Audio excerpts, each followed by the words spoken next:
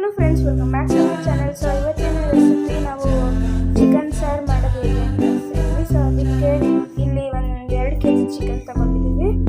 ಮತ್ತು ಅದಕ್ಕೆ ಬೇಕಾಗಿರೋ ಇಂಗ್ರೀಡಿಯೆಂಟ್ಸು 3 ಈರುಳ್ಳಿ ದಪ್ಪಗೆ ಹೆಚ್ಚಿಟ್ಕೊಂಡಿದ್ದೀವಿ, ಬೆಳ್ಳುಳ್ಳಿ, ಶುಂಠಿ, ಮೆಣಸು, ಚಕ್ಕೆ, ಲವಂಗ, ಏಲಕ್ಕಿ, ಗೋಡಂಬಿ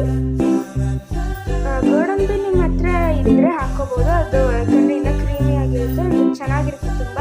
ಸೊ ನಮ್ಮ ಹತ್ರ ಇಲ್ಲ, ನಾವು ಹಾಕೋದಿಲ್ಲ. ಬಾದಾಮಿ, ಮೆಣಸಿನ್ಕಾಯಿ, ಕೊತ್ತಂಬರಿ ಸೊಪ್ಪು ಮತ್ತು ಪುದೀನ ಸೊಪ್ಪು.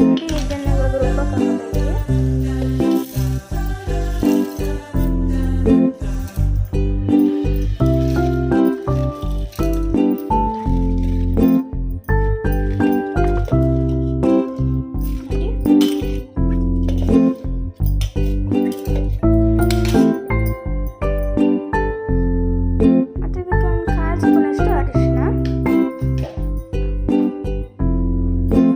ಇಷ್ಟನ್ನು ಚೆನ್ನಾಗಿ ಗ್ರೈಂಡ್ ಮಾಡ್ಕೋಬೇಕು ನೋಡಿ. ಅದು ಮತ್ತು ಇದನ್ನು ರುಬ್ಬಕ್ಕೆ ಹಾಕೋಬೇಕು. ಸೊ ಇದಕ್ಕೆ ತೆಂಗಿನಕಾಯಿ, 1 ಸ್ಪೂನ್ ಕಡಲೆ, ಗಸಗಸೆ ಮತ್ತು ಬ್ಯಾಡಗೆ ಮೆಣಸಿನ್ಕಾಯಿ ಮತ್ತು ಹುಚ್ಚೆಳ್ಳು ನೋಡಿ. ಇದು ನಿಮ್ಮ ಹತ್ರ ಇಲ್ಲ ಅಂದರೆ ನೀವು ಇದನ್ನು ಸ್ಕಿಪ್ ಕೂಡ ಮಾಡ್ಬೋದು.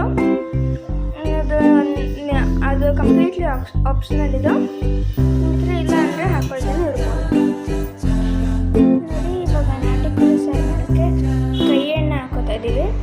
ಇದು ಹಾಕಿರೋ ಟೇಸ್ಟ್ ತುಂಬ ಚೆನ್ನಾಗಿರುತ್ತೆ.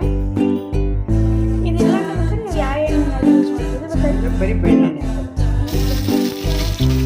ನೋಡಿ, ಅವಾಗಲೇ ರುಬ್ಬಿಸ್ಕೊಂಡಿದ್ದು ಖಾರ ಹಾಕ್ತಾ ಇದ್ದೀವಿ ನೋಡಿ. ಇವಾಗ ಇದನ್ನು ರುಬ್ಬಕ್ಕೆ ಹಾಕೋತಾ ಇದ್ದೀವಿ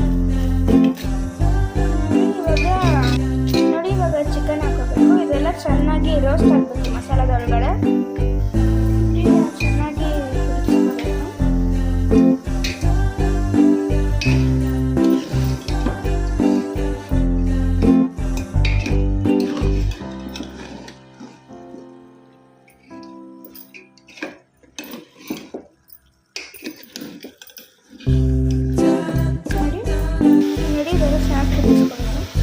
ನೋಡಿ, ಇವಾಗ ನೀರೆಲ್ಲ ಚೆನ್ನಾಗಿ ಸೀದಿದೆ.